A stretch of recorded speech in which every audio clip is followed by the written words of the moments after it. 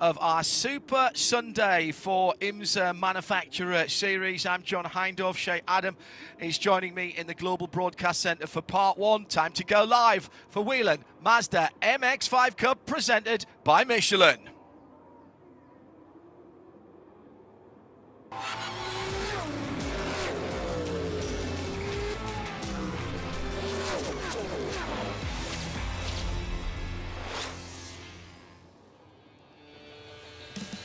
Welcome to the IMSA Global Broadcast Centre. It's sound and vision, all live, all free around the world. This is the place they call the Augusta of motor racing, and you can see why. The rolling landscape of Barber Motorsports Park. What a facility. Great to have your company, and hello everybody, and welcome along for our second race of the weekend for the Whelen Mazda MX-5 Cup, presented by Michelin. We had an unusual race yesterday. We'll get to that in a moment. Let me introduce from Mazda, Shay Adam, who's been patrolling the paddock to get us some stories.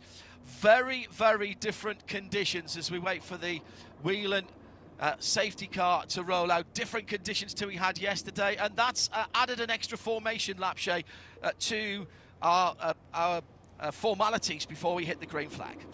Yes, this is a new track to the Mazda series. We haven't been back here since 2019, and honestly, most of the drivers still feel as if they haven't raced here because the conditions yesterday were quite damp. This morning, the track is effectively green. There's no rubber laid down, so our Michelin compound will be very happy out there. But more importantly, it is not warm out this morning. It's only about 55 degrees ambient, meaning that the race director, Randy Buck, deciding to give the competitors an extra lap to get heat into those Michelins was a very wise decision. So the clock will start at the end of the first safety car lap, but then we go green on the second time by. Yesterday, Shay, I mentioned that we had something relatively unusual in Whelen Mazda MX-5 Cup, in that we had a runaway winner and effectively a very lonely second place for quite a long time as well, and that was without any big schmozzle in the middle of the field. It really was clean racing. Everybody throughout the field coming into their own groove, finding their way around the track. We just saw the lap times improving time after time. And yes, it was because the conditions were changing. The track was drying out as we went along. But it was also this comfort level, this finding the feeling of where the cars perform best around the track. And it really was fun to watch, particularly drivers such as Heather Hadley doing top 10 lap times as she was climbing her way up towards the top 10 at the end of the race. Really fun to see, but as you said, John, we're not used to seeing 8-second gaps. Yesterday at the checkered flag, it blew out our season-long average so far, and now we're up to a position where we're at about 3 seconds for our total cumulative finish. Yeah, I think we might need to put this one to one side as a bit of an outlier. Dry track, but a cold track this morning for the Michelin dry weather tyres. Track temperature 63 Fahrenheit. So that is around about 15 Celsius. Temperature in the air 53, although the sun is out and it's quite dark tarmac here, so that energy from the sun will heat the track up. Just depends how quickly that will happen. Let's take a look at the Mazda starting grid that has 33 ND Mazda MX-5 Cup cars on it, and starting in 33rd position, Charlotte Trainer for Parker DeLong Racing on row 16. Rafa Racing's Mete Gutierrez and Christopher Haldman. Then it's JTR Motorsports Engineering, Steve Webber in the 68. He's got BSI's Damien Ockey for company. Then it's Alish Bashura in the 33 Spark Performance, way further down than we expect to see him, but he is a good racer. He's got Carolyn Candas, another Rafa Racing team by MMR driver, on the outside of the 14th row. On row 13, Spark Performance, Bryce Cornet in the number 25. And next to him, the number 26, a JTR runner. That is the 26 car of Peter Atwater. Advanced Autosports, Nathan Nicholson in the number 56 is in the 23rd position on the outside of row 12, with Spark Performance Grant West alongside him in the 50. McCumbee McAleer Racing, Bobby Gossett in the 44 on the outside of row 11, with BSI's Christian Hodenland in the number 32 Mazda for company. BSI on the inside of row number 10 as well. Outside of row number 10 as well, with Ethan Tyler. and that's AAG Racing's Skylar Cottrell. Skylar and his dad picking this race because it's pretty close to their Georgia home. He's one of the rookies, not doing a full season, but acquitted himself very, very well yesterday in the AAG 76. JTR Motorsports, Cody Powell is in 17th position, and accompanying him on the 9th row is JTR Motorsports' Sally Mott. We have not started the clock has started. Yes. But we have not gone green yet, so that's good. I've timed this rather well because I'm halfway through the grid. Noah Harmon for it's almost like we planned it. Just almost. AAG's Racing is in 15th position. Hendricks Motorsport, Ashland Speed is on the outside in 16th position for the 31 car. Ren Messinger did a decent race yesterday, got well up into the sharper end of the field for McCumbee Racing. He's on the outside of row 7 and has JTR Motorsports Bailey Cruz for company. Then at Sato Motorsport Group, Ethan Goulart in the 11th position in the number 29 car. Another JTR car, that's the gold of Glenn McGee with the iRacing motif on the bonnet, on the hood of that car. Jared Thomas for JTR Motorsports Engineering. Not a happy bunny yesterday for JTR. He is the JTR, or the JT of JTR Motorsports. He's in 9th position today, and as Hendrick Motorsport, Heather Hadley qualifying in a very impressive 10th position. Parker DeLong Racing's Parker DeLong is in the 4th row, along with McCumbee Racing's Justin Adeconis, and he is the 3rd best of our rookies. Then it's BSI Racing and Western Workman, the purple front of number 13 car in 5th. In 6th, it is the Jeremy Fletcher driven McCumbee Racing car. Then in the front 2 rows, Elio Meza, who is our best rookie, alongside him Skip Brock in the AAG Racing 58. On the front row, on the outside, Tyler Gonzalez for BSI and Saito Motorsports Group. Nate Cicero in pole position in the number 19 car. So that's how they'll line up. Distinctively different conditions than we had yesterday. The lights are out on the Mazda MX-5, the Whelen Mazda MX-5 looking an absolute picture. That car, the only thing that really makes it look that much difference from the cars behind it is it has got a hood up and a light bar mounted on the rear deck. Very, very close indeed. As the Whelen Mazda MX-5 pulls off, we have 42.5 minutes to go with the first, or that second formation lap counting to the time, but we will do a side-by-side start. Nate Cicero, Tyler Gonzalez, the green flag is waving, and it's a very even break indeed as they go down to what is a very quick first corner. Nate Cicero on the inside with the tricolor bonnet on his car will take the point as he goes through 1 and into 2, hooking the inside curb on the right hand side. Also coming through Elio Mesa in the blue and white PSI racing car through the banked bowl of turns 2 and 3. The rest of the field are rushing down the hill and now across, pointing at the sky over the top of turn 4. Then it's the run down to the heavy braking area at the end of that short straight downhill braking area. Very, very difficult indeed, but so far so good. Typical Mazda Racing, 1, 2 and 3 wide shape, but it's been clean. It has been clean. A great start by Elio Meza. His BSI crew was here super late last night working on his car after a mechanical issue plagued him during the race. That caused him to drop way back through the field after running up towards the front, but now the young man is up into 2nd place very early on. Glad to see. And also of note, we did not have anyone pull out of the column for the start, so that means that there will be no further investigation to the start of the race. So Charlotte Trainer has gone for a spin in her 2nd series start. Hopefully she's able to find the right gear and get moving so we don't have to go to an FCY. She started on the back row of the grid in 33rd position, and I think the track is clear. Yes, it is. She's managed to get that car pointing in the right direction. Already tyres, I think, beginning to come up the temperatures. Looking at the split times, the cars are very, very impressively competitive. Ryan Ortiz has the lap record. That goes back to 2019. This is the first time under the IMSA banner that we've had these Mazda MX-5s here. 1:39.920 is the time to beat. Now, they were the ND1 cars, and she pointed this out yesterday.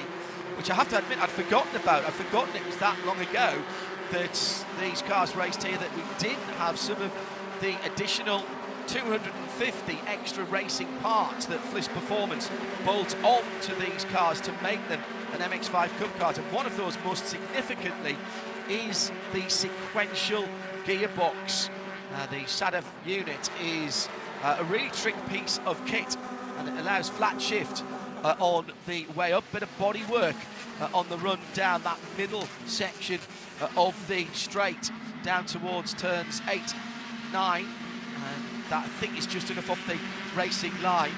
So this, so far so good, but what we are used to seeing, and Shea, we're not going to get too excited again, I say this every time, close racing in the front of the field, but what the guys at the front, Cicero, Elio Meza doing nicely, Weston Workman in third, what they're trying to do at the moment is trying to get a bit of a drafting train, which is what the guys are doing behind as well. So the top four trying to get a bit of a drafting train and pull away from the rest of the field.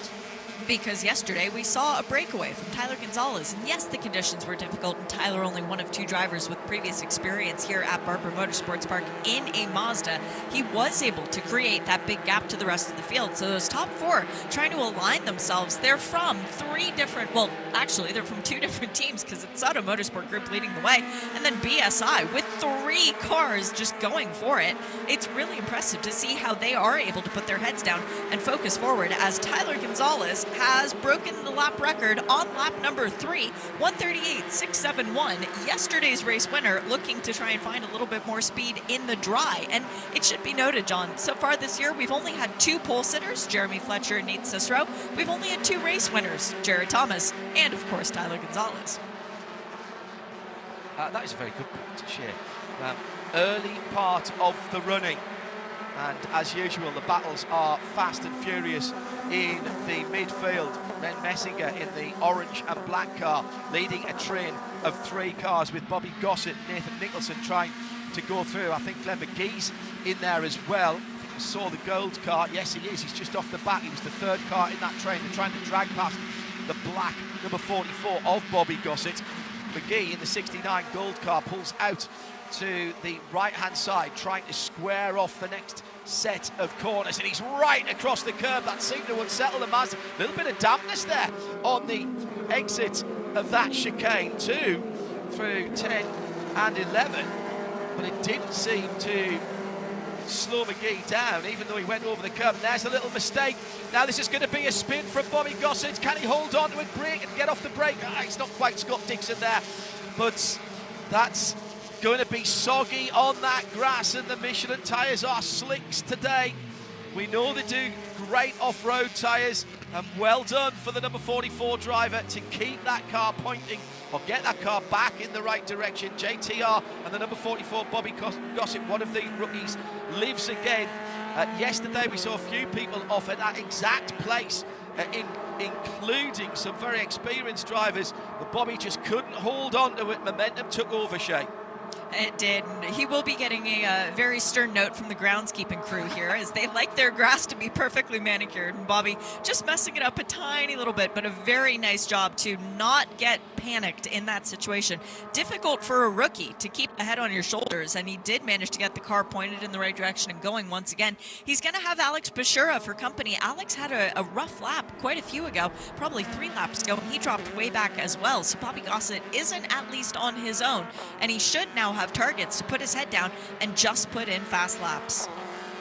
Shea, Adam, with me, John Hindhoff, in the IMSA Global Broadcast Centre for this Saturday morning competition. Mazda MX-5, one of the most popular IMSA sanctioned championships. Battles are going on at the front of the field now, Shea, as Tyler Gonzalez and Nate Cicero are going at it. The blue, white and yellow car behind is that of the best of the rookies, Elio Meza, and he's been impressive this weekend. Oh, he's been mega. Elio is one of those guys who hasn't had the rub of the good luck so far this season, but he is somebody we expect big things, as off the track, who is that? I can just see it out of the corner of my eye. Damon Oakey has come to a stop. Thank you to our camera crew for managing to zoom in on the car. Damon making his series debut this weekend. He's long been associated with other forms of single make series from IMSA, but hopefully Damon can engage in reverse, because the battle at the front is just ridiculously good. We've got Tyler Gonzalez now leading the way for the first time as Oakey went off on his own, so there was no other assistance, and he actually went off at a high rate of speed, but the car doesn't look like it. Incredible. Tyre wall barriers look sometimes a little bit old hat, but they do dissipate the energy. That's why they're there. And of course, once that 09 car was on the grass shade, there was no slowing it down.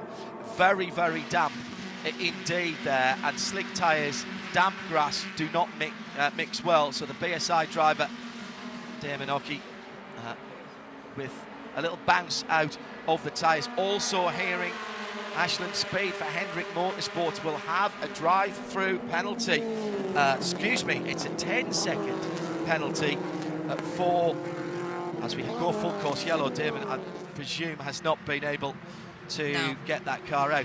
10-second penalty, and that is awful for Ashland, because that's going to bring everybody back together. That was for being out of line at the start, so a start infringement. And this is something, Shea, that we have periodically here in IMSA.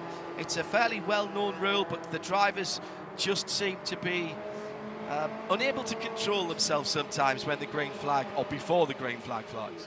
Yeah, and it was quite a big issue that we dealt with in yesterday's race. 3 people falling afoul of being in the wrong column at the start, or moving out of their column, or in fact lining up in the wrong starting position. That was something we saw affect 3 cars yesterday. Should also note that in the post-race results, well, all through the race yesterday, you and I talked about Jared Thomas being so far out of where he normally is. Jared is somebody we're used to seeing up within the top 5, and more on that in a second, but he was well outside of that. He was actually lingering on the outside of the top 10. There was a post-race penalty awarded to Ren Messinger. Effectively, he dive-bombed Jared at one point, and I have seen the video, it is fair to say.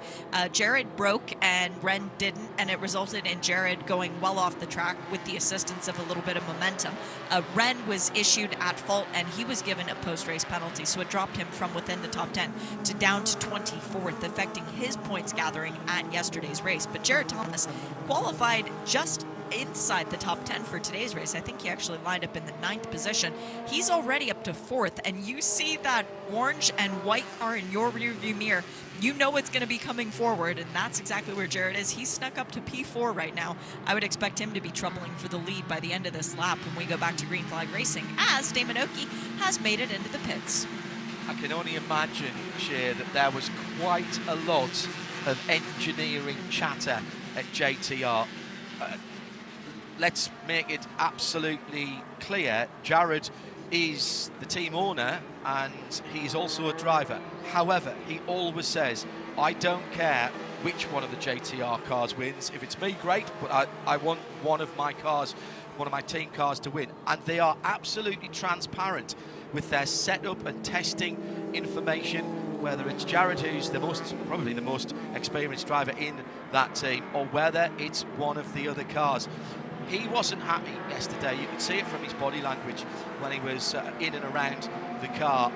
So whatever changes they have made have certainly made his car come alive, and that information will have been made available as well to the other drivers if they wanted to take that on.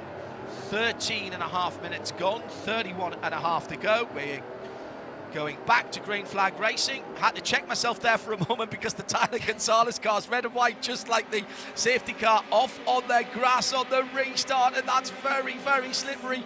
2 and 3 wide and going down to turn 1, and I was holding my breath there for a moment, Shea, because right in the midfield, a very slippery moment. And Jared Thomas wasted no time, John. Clearly he was listening to us talking about him behind the safety car. He put the move on Whelen Mazda going into turn 1 at the green flag. He declared his intent, but yes, everybody managing to continue in the midfield. There were a few position changes, but nothing that can't be undone, as we still have half an hour to go in this race. Yes, we've only had 15 minutes. That's why we're trying to keep our powder dry just a little bit. First and second, drafting each other down under the walkover bridge. Behind them, the side-by-side running again. Thomas up into third position in that very distinctive red and white classic motorsport livery, isn't it? If you were brought up like Shay and I were back in the watching motorsports in the late 80s and 90s. I go back quite a lot further than Shay, in fairness, but she was looking at some older pictures because of her dad's racing career. Instantly recognisable, that red chevron and white chevron colours from Formula One, from sports car racing and plenty of other racing as well. World Rally. It's Jared Thomas. Debuted that, was that last year? At WeatherTech Raceway, Road Atlanta, he kept WeatherTech Raceway at Laguna Seca. He kept it very, very quiet. Shay and I knew about it and was sworn to secrecy, which was killing the pair of us. And on a foggy day, he brought that out to great applause.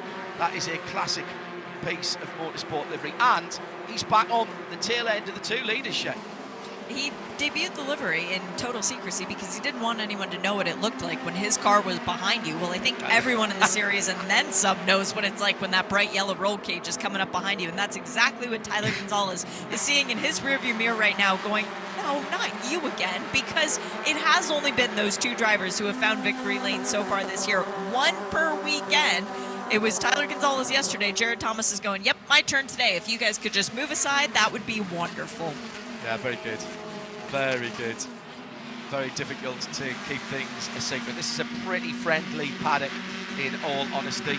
We've seen teams and drivers helping competitors in the past. They want to be out there, they want to be racing on any given IMSA weekend. And it'll be no different here in the IndyCar Grand Prix here at the Children's of Alabama racing weekend. It'll be no different here from the other series. People like to watch this, and whether they're sitting in the hospitality units or grabbing a bite to eat or even maybe on the pit wall, we know that there are some very well-known fans of this type of racing, including in the NTT IndyCar paddock.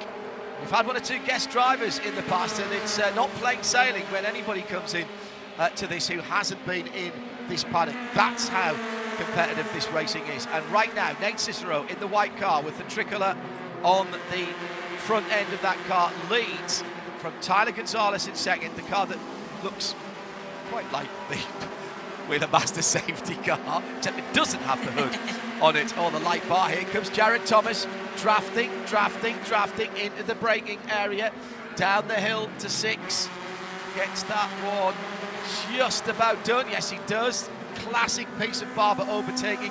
Note his right-hand door mirror, bright yellow to match the FIA approved roll cage, with debris still on the circuit under the bridge.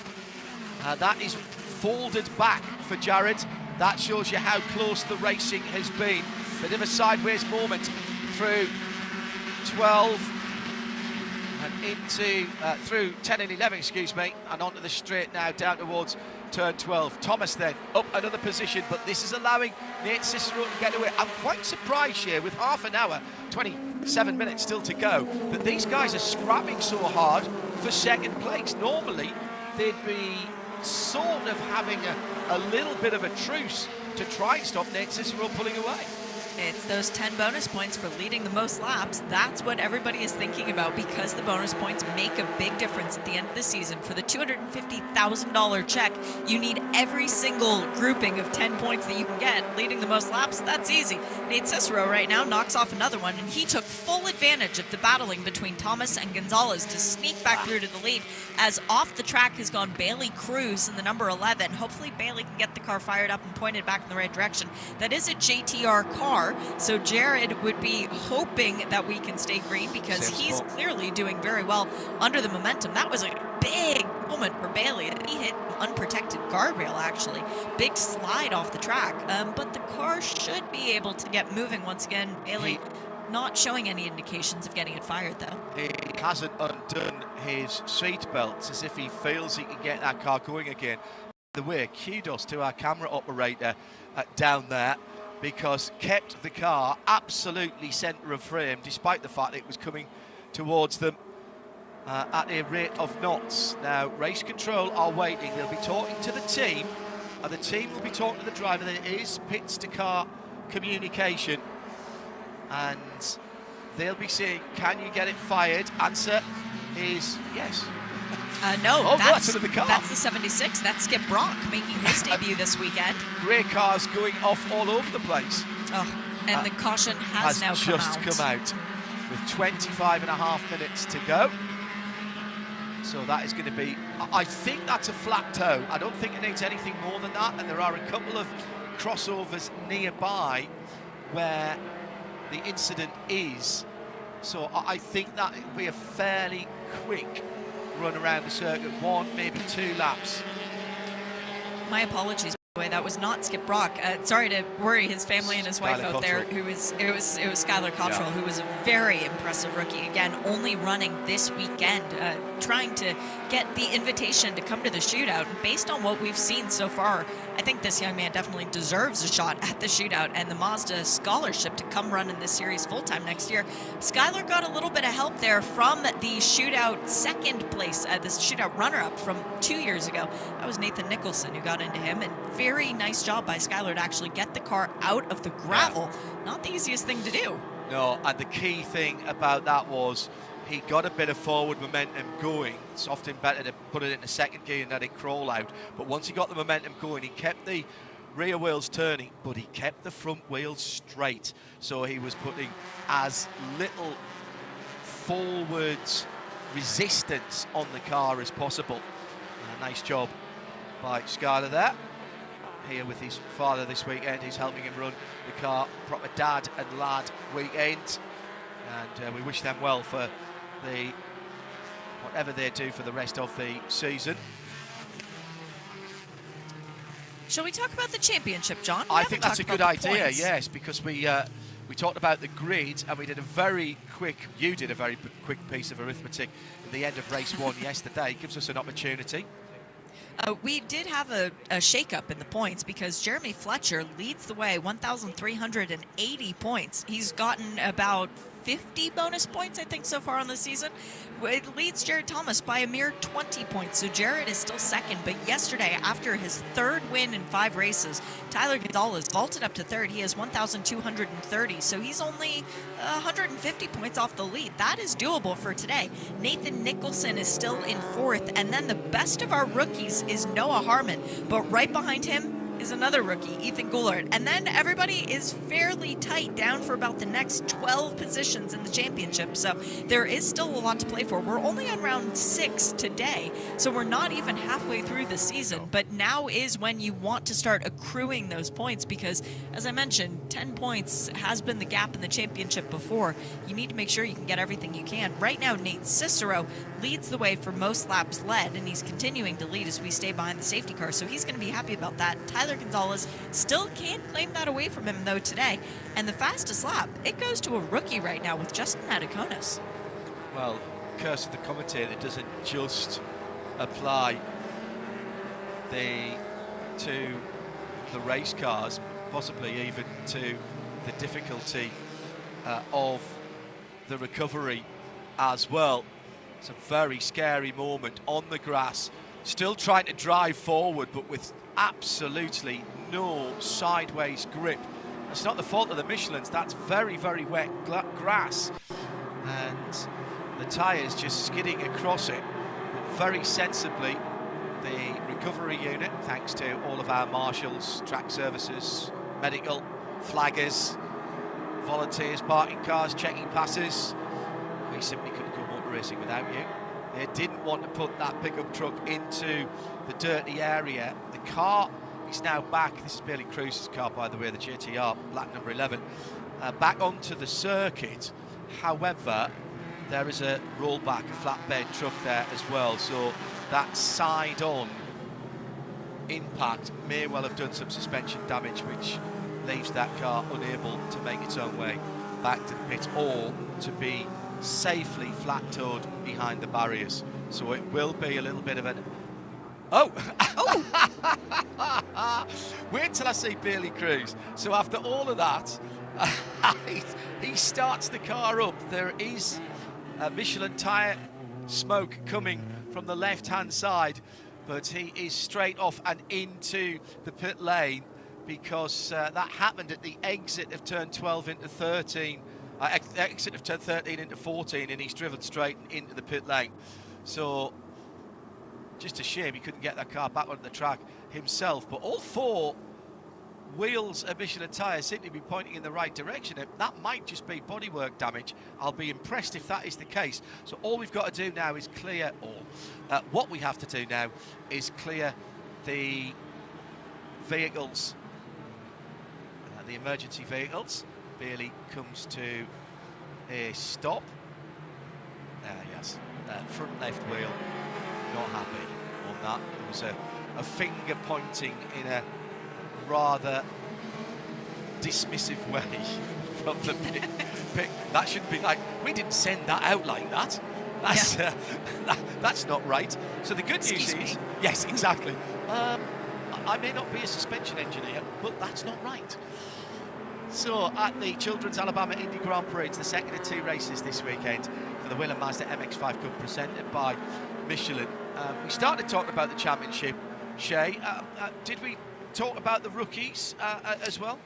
Well, the rookies are very tightly engaged right now. There is a check for $80,000 at the end of the year that goes to the best finishing rookie. Right now, Noah Harmon, who was the scholarship recipient for this season, actually, he leads the way ahead of Ethan Goulart. He's got a 130-point advantage over Goulart, but again, that can change with a few positions here and there in one race. In third in the rookie standings is actually Justin Adakonis, and he's only a further 90 points behind Goulart, so again, very attainable. And then right behind him is his teammate Ren Messinger, both of those drivers from MMR. They're only separated by 10 points, so it is a very competitive rookie field. I didn't even mention Elio Meza, who's in that, Ashlyn Speed, Carolyn Candace, Bobby Gossett. There's so many rookies in the field this year, and as a matter of fact, in the race this weekend, we have 13 rookies out of our 33 cars, so it is a very tightly contested race in and of itself. It's the voice of Shea Adam from Mazda, alongside me, John Hindhoff, in the IMSA Global Broadcast Centre.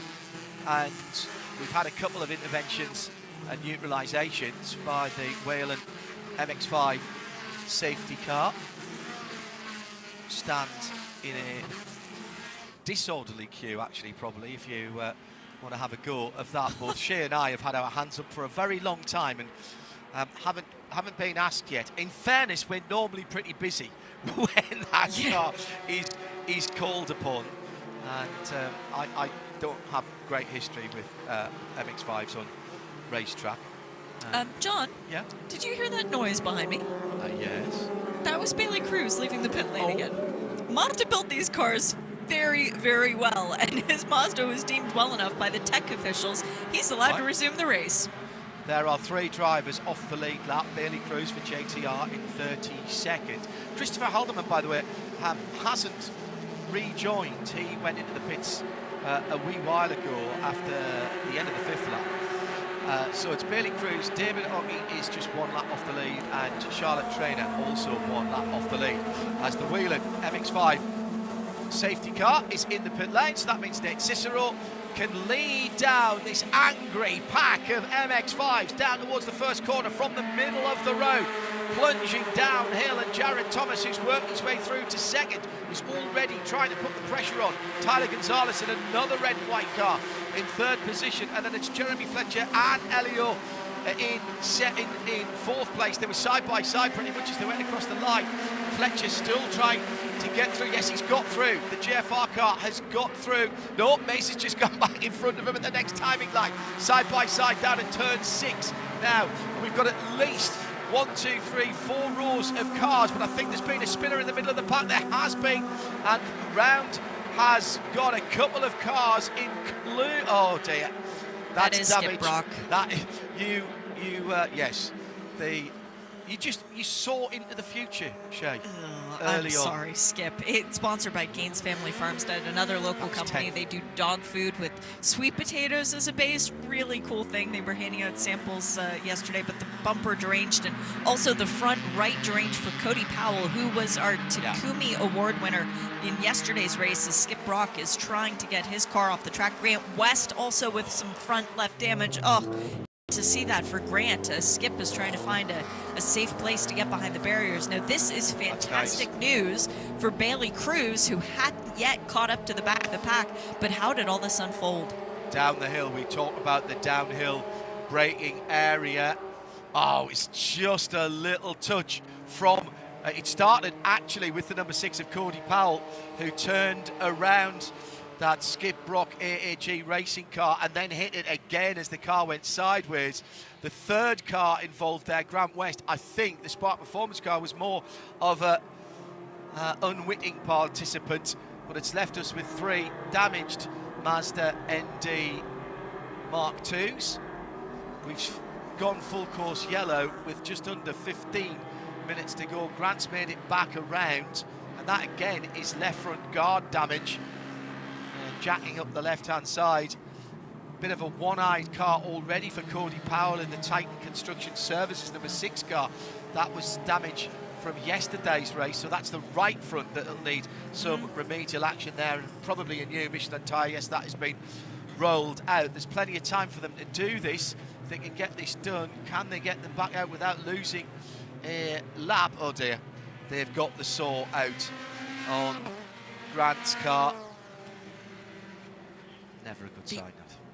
The rollback has been deployed as well. Skip Brock Jr. doing a fantastic job. Local track knowledge for Skip, as he's from about 10 minutes away from here. He knew where to find the closest overlap, but the race director deeming that even though that spot is relatively safe, they'd rather recover the car while they have an opportunity. Just under 14 minutes to go in this race, and yep, there's work going on in the pit lane. And the best news is Nate Cicero is going to keep leading behind the safety car, but that means that nobody else will be able to lead more laps than Nate, so he has secured those 10 bonus points for himself and Sauto Motorsports Group.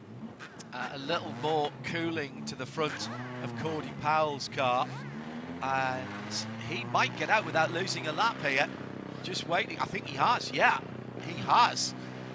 Looking over to the final corner, so long as the pit lane exit light is green. Can't see that from here, but he's gone through it, so I presume it was.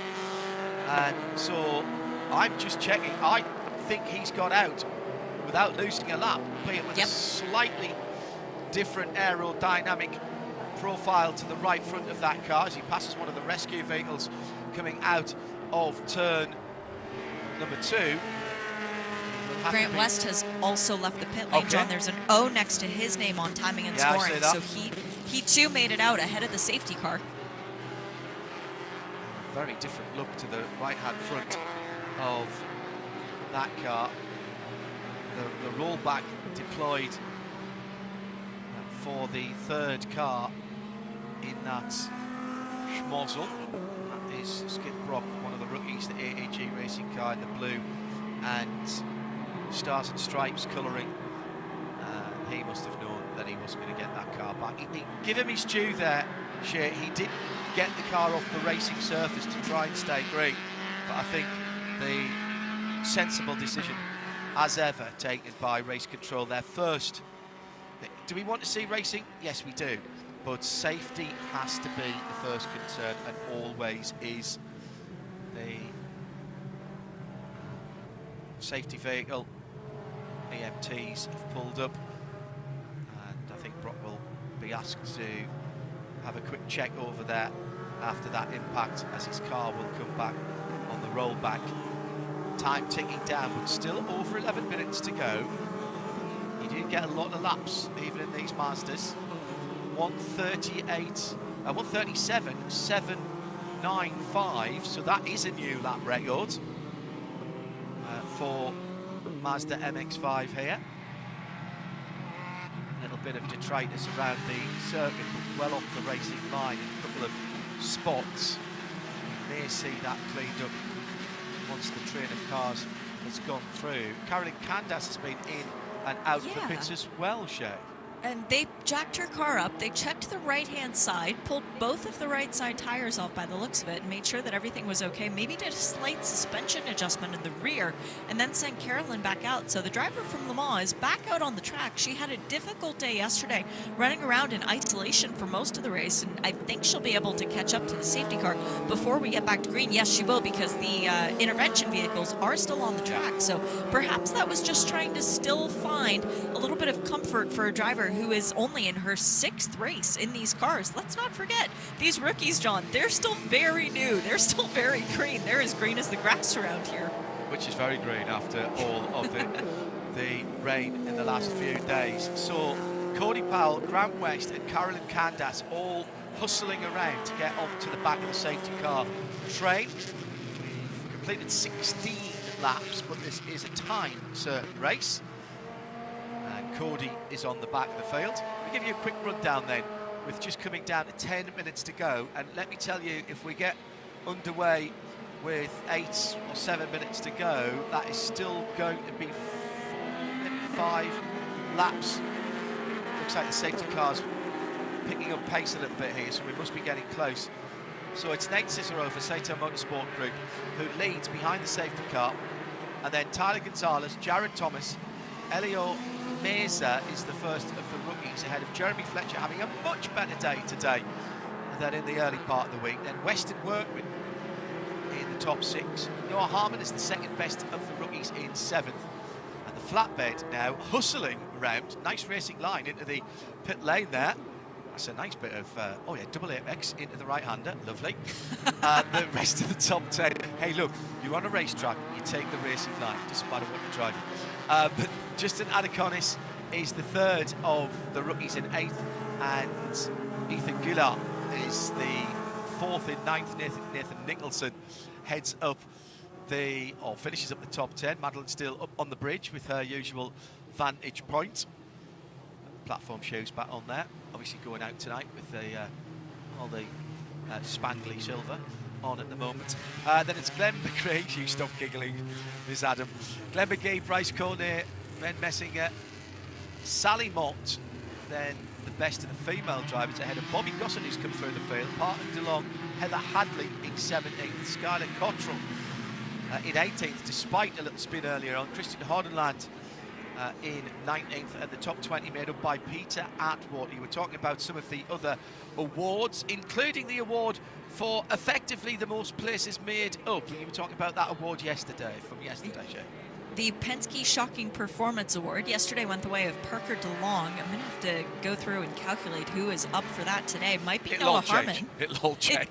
It will all change, effectively. And then there's also the Takumi Award, which is for the best place driver with the most life experience. The nicest vintage. There are very many ways to say it, but basically the driver over the age of 40 who finishes highest up. And then, of course, the best finishing women, of which we have 6 women in the field. It is very highly sought after and very competitive. We've only had 3 women claim it so far through the first 5 races, so it's been really difficult to try and stay at the front. Right now, the best of those drivers would be Sally Maud, who got ahead of Heather Hadley in all that kerfuffle down at Charlotte's Web, and there is still safety workers down at Charlotte's Web trying to make sure that there's no fluid down on the racing line, so I think this might be yet another lap behind the safety car. Yeah, it is. Yeah, the lights would have gone out further back around the track, so we're going to have about 5 minutes to go. So I reckon that's going to be 3 laps. One of the Honda Ridgeline pickup trucks, part of the safety crew here at Barber. I think also they've been picking up a bit of debris as well as they've been coming around to check the surface conditions. Safety again, absolutely paramount. It should be mentioned that these cars all start life as a street car, and when they come out of the factory in Yokohama, none of these Mazda MX-5s knew whether they were going to a showroom floor here in the United States or going to Flis Performance to be turned into a racing car.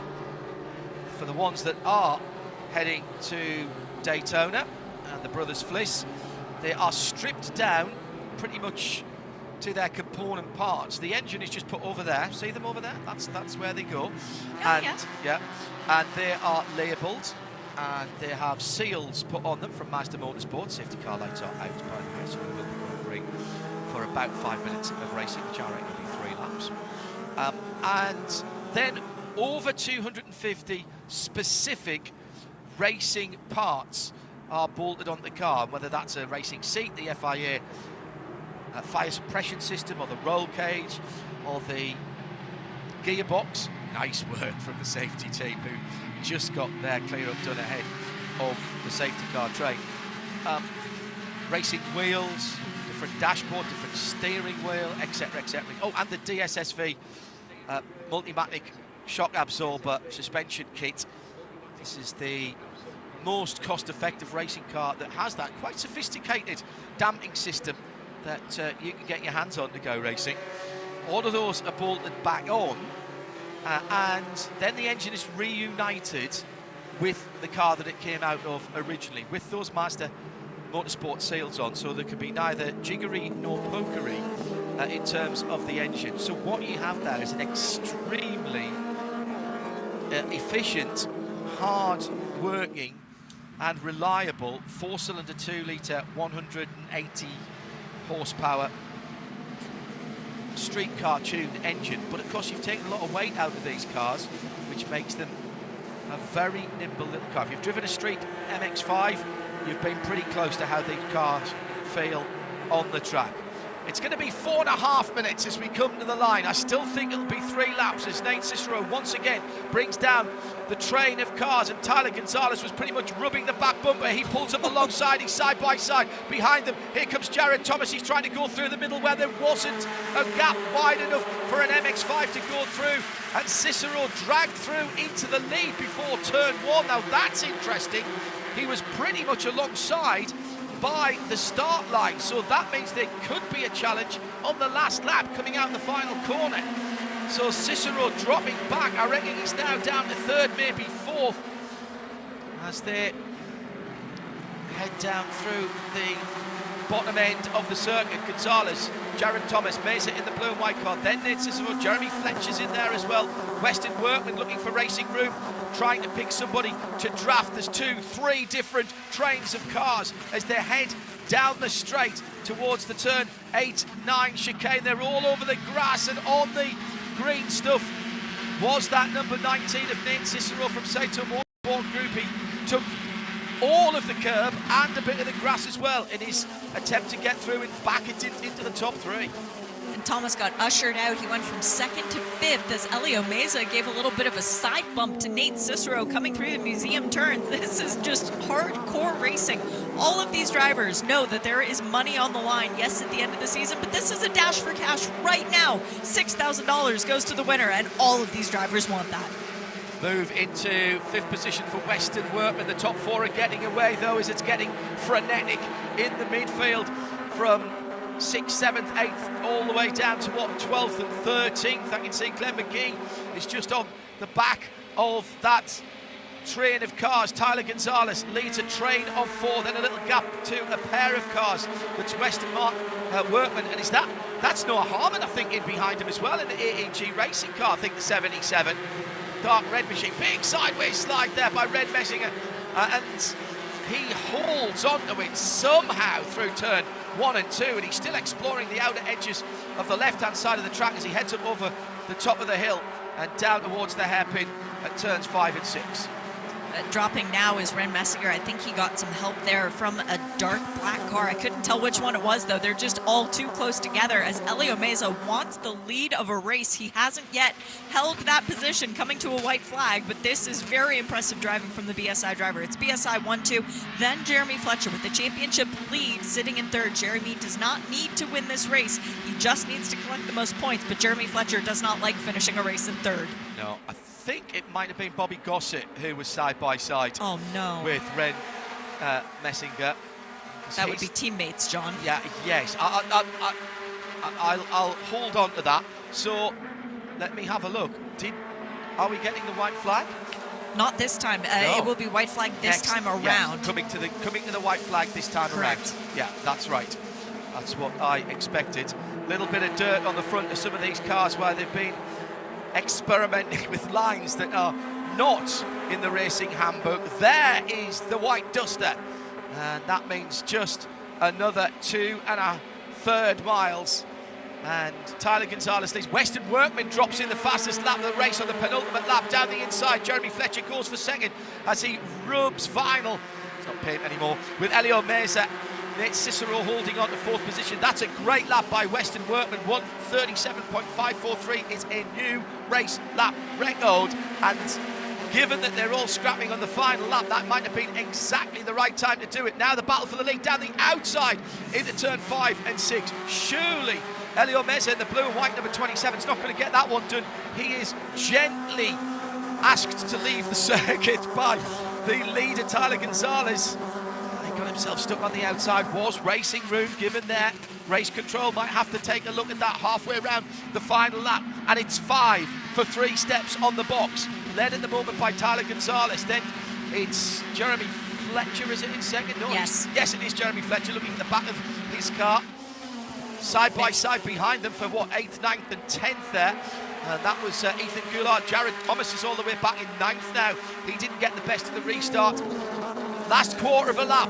Not even sure if I was allowed to bet how much money and who it would be on at the moment. It's side by side, 3 cars abreast, and here comes Weston Workman in the purple fronted car. He's got 1, he's got 2, he may make up 3 positions. It's 4 wide coming into the final complex of corners. Huge sideways slide by the leader, Tyler Gonzalez. He was helped down the inside by the number 22, Jeremy Fletcher, and he's way off it, and he's taken Nate Cicero. And at the line, oh my goodness me, what a finish. Tyler Gonzalez wins it from Weston Workman by half a second. Noah Harmon hangs on through the brilliantly close finish. Ethan Goulart ends up as the second best rookie in 4th. Justin Adeconis in 5th. Makes it 3 rookies, 3rd, 4th and 5th. Then Jared Thomas in 6th position. My goodness me. Are they still racing? No, they have lifted now. For a moment there, I thought they hadn't seen the checkered flag. I wouldn't have blamed them because there was so much going on in those last 3 corners, Shay. Well, and John, the biggest thing that happened in those last 3 corners was Jeremy Fletcher did exactly what he didn't need to do. He threw away a lot of championship points. If he'd stayed where he was in that 2nd, maybe even 3rd position, he would have had 300 points for 3rd. He walks away with 50 points because of that trip into the gravel. That is disaster for Jeremy Fletcher. Drops all the way down to 26th position. Well, what a dash to the line. It was 5 cars for 3 steps on the podium, 2 cars ultimately off on the side of the track. Rather settled that, but that was at the penultimate corner. Glenn McGee coming through in 10th. Elio Meza, who was in that scrap as well, he finishes 9th, so nowhere near as bad as Jeremy Fletcher. Bryce Cornet in 8th, Nathan Nicholson in 9th, Jared Thomas in Nathan Nicholson in 7th, 6th for Jared Thomas, and we've documented the top 5. Best of the rookies, Noah Harmon is on the overall podium as well. His first trip to the podium. Yeah, very good. Sally Mott is going to take $2,000 home. Now, hang on. Let me just, there was a little change on my timing screen there. No, it's all right, it's reset. I was just wondering if there was any penalties that had been enacted after the checkered flag. So Sally Mott, I reckon, takes the $2,000 for best female driver, because Heather Hadley was 3 places behind her. That was 12th and 15th. Would you like some very quick arithmetic points? Yes, I hope you've done them in pencil in case you have to rub them out later. I've done it in black pen because I'm just that bold. The championship leader after today's race is, drumroll please, Mr. Jared Thomas. 1610 points for him. Tyler Gonzalez came into the weekend 5th in points. He leaves 2nd at 1580. Continuing this streak, he's now got 4 wins out of 6 races. Very impressive driving.